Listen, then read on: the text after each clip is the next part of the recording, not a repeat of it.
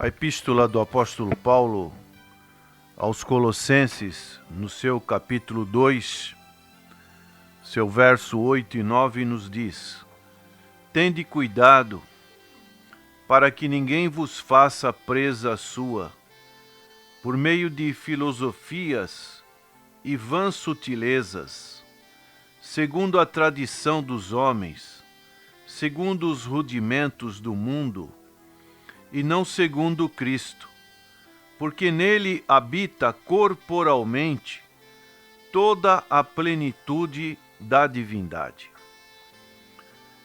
Quando lemos a palavra de Deus, nós temos que ter um dos princípios de uma correta interpretação e também da chamada exegese do texto, é o contexto em que foi escrita. Conhecermos a parte histórica, a parte geográfica, a parte econômica e principalmente também a parte da influência religiosa da época em que foi escrita. Nesse texto, o apóstolo Paulo está dizendo àquela igreja que estava em Colossos, mas ele diz no verso 1, porque quero que saibais quão grande combate tenho por vós e pelos que estão em Laodiceia. Aqui nós vemos uma indicação também dessa igreja em Laodiceia, e vemos a palavra combate. Então, Paulo, no sentido espiritual, a igreja tanto de Laodiceia como de Colossos, podemos concluir, passava por circunstâncias em que havia necessidade de Paulo pronunciar essa palavra: tende cuidado. E da mesma maneira, prezado ouvinte, dizemos para você e também para nós que nós temos que ter cuidado para que ninguém vos faça presa sua. A Bíblia fala em primeiro livro de Pedro, capítulo 5, que o ladrão, que o diabo, vosso adversário, ele anda como um leão buscando a quem possa tragar. A função do inimigo é tirar você dessa luta espiritual. De várias maneiras, de várias sutilezas, como diz aqui, vãs sutilezas, o inimigo quer tirar você da luta espiritual. Quantas pessoas em nossos dias estão totalmente paralisadas? Às vezes, um simples comentário, uma frase que uma pessoa diz contra você é motivo de você paralisar. Um comentário feito muitas vezes pela boca de Satanás, usando como usou a serpente para trazer uma posição, alguma situação que ocorra, pronto, a pessoa é tirada como um jogador, é tirado de campo. E assim, o inimigo ele vai prevalecendo. E Paulo, ele tinha, nesse contexto especialmente, não somente os chamados judaizantes, porque ele fala nesse capítulo sobre circuncisão, não somente os judaizantes, mas também um outro grupo que era o grupo do chamado gnosticismo, que vem de um ensino de Platão que viveu na época dos anos 200, 300 antes de Cristo, que tinha o seguinte pensamento, o chamado pensamento dualista, que colocava o ser humano em duas partes: o corpo, no seu sentido material, do mundo material, e a alma, que estaria no mundo espiritual, da consciência e do mundo das ideias. O corpo achava platônico, ou Platão, que era inferior à alma, que era superior. Então, essa ideia da matéria era algo que era colocado num sentido inferior. Mas nós sabemos pela Bíblia, a partir de Gênesis, quando Deus criou o mundo, Deus criou o mundo perfeito. Tudo quanto Deus fez era bom. Mas o mundo, por causa do pecado, ele foi se transformando, ele foi se deteriorando, como nós vemos em nossos dias na natureza. Agora, a Bíblia coloca a alma num sentido muito importante. O livro de Ezequiel, no seu capítulo 18, coloca a responsabilidade pessoal de cada um de nós.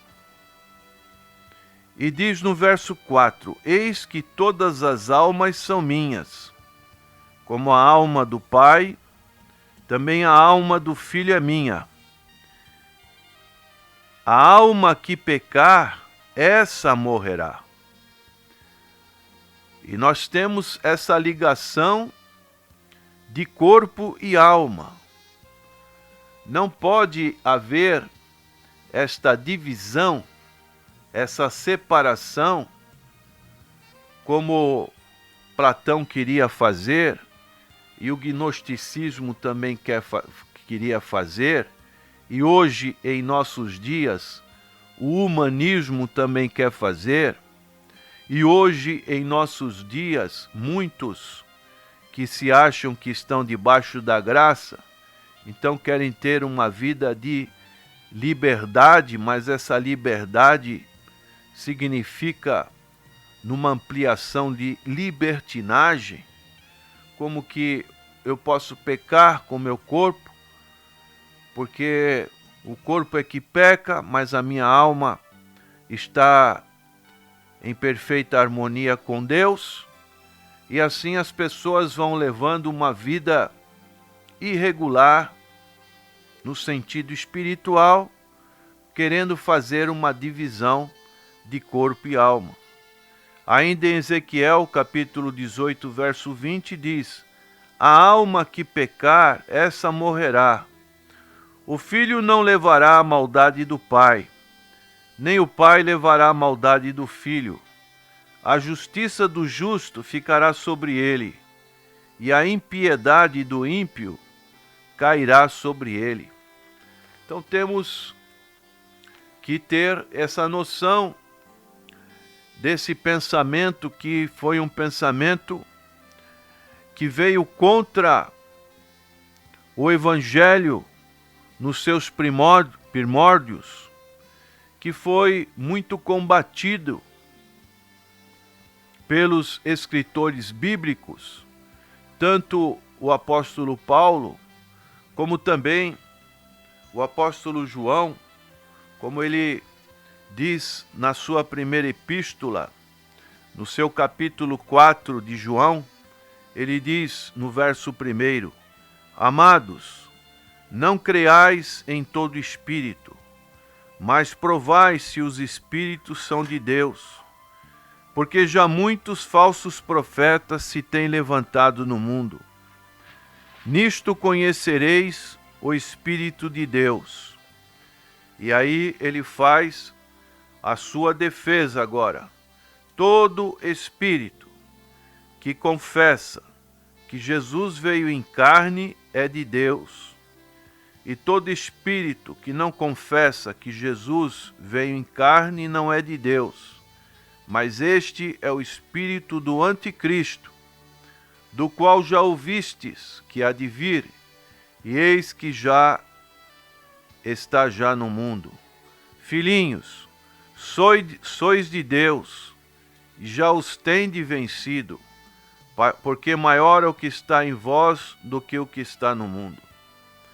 Aqui nós encontramos então a defesa que o apóstolo João também fazia com relação à corporidade do Senhor Jesus Cristo, como Paulo, apóstolo, diz em Colossenses 2, verso 9, porque nele habita corporalmente toda a plenitude da divindade. 100% homem, 100% Deus. E essa doutrina era muito comum naquela época por causa desse pensamento, dessa filosofia, como diz Paulo, que veio da influência grega. Ainda Paulo diz, nos versos 18, ninguém vos domine a seu bel prazer com pretexto de humildade e culto dos anjos, metendo-se em coisas que não viu, estando de balde inchado na sua carnal compreensão, e não ligado à cabeça, que é Cristo, da qual todo o corpo, provido e organizado pelas juntas e ligaduras, vai crescendo em aumento de Deus. Se, pois, estáis mortos com Cristo quanto aos rudimentos do mundo, por que vos carregam ainda de ordenanças, como se vivesses no mundo? Tais como não toques, não proves, não manuseis. Então Paulo estava falando sobre essa situação. Quando uma pessoa adentra neste campo místico, nós chegamos à conclusão de que a expiação feita pelo Senhor Jesus Cristo lá na cruz do Calvário, essa expiação, ela não foi uma expiação ilusória, como, por exemplo, doutrinas como os muçulmanos acham que Cristo não foi crucificado, outra pessoa foi crucificado, aquilo era apenas uma ilusão, porque a expiação foi o corpo do Senhor Jesus Cristo, como foi dito pelo profeta Isaías, capítulo 53, o seu corpo foi partido, o seu sangue foi vertido, e dessa maneira a expiação de Cristo seria desnecessária, porque foi realizada no mundo material e não teria nenhum efeito sobre o mundo real do espírito. É isso que, em suma, está envolvido esse tipo de pensamento, que é um pensamento também que envolve a doutrina kardecista, e dessa maneira a obra vicária, expiatória, substitutiva de Cristo fica uma obra sem nenhum efeito, principalmente para nós que somos pecadores e que precisamos do perdão dos nossos pecados através da pessoa de Cristo e de sua obra. Daí, prezados ouvintes, que surgiram nesse pensamento ideias absurdas da divisão, por exemplo, da condição corpórea do Senhor Jesus Cristo com relação ao Espírito, que o Senhor Jesus Cristo casou com Maria Madalena. Daí surgiram livros apócrifos com ideias gnósticas no terceiro século, como o Evangelho segundo Maria Madalena, Evangelho de Judas, Código da Vinci. Todos esses livros tiveram uma grande influência do chamado gnosticismo, que significa conhecimento. Então, para eles, a verdadeira salvação, ela vinha pelo conhecimento. Mas nós temos que ficar na mensagem da cruz. Paulo, ele diz neste capítulo 2 de Colossenses, no seu verso 14: havendo riscado a cédula que era contra nós nas suas ordenanças, a qual de alguma maneira nos era contrária, e atirou do meio de nós, cravando-a na cruz. A palavra riscado significa fora, significa ungir, significa remover, afastar, purificar. A palavra que significa remoção ou eliminação, seja de pecados, seja de escritos, de um nome, ou seja de uma vida que muitas das vezes trazem consequências que nos levam ao desespero. Mas o Senhor Jesus Cristo, ele riscou, prezado ouvinte, essa cédula que era contra você. E agora isso está feito lá na cruz do Calvário, para que você tenha um novo recomeço da sua vida em Cristo Jesus e possa ter essa comunhão maravilhosa com Deus através da fé.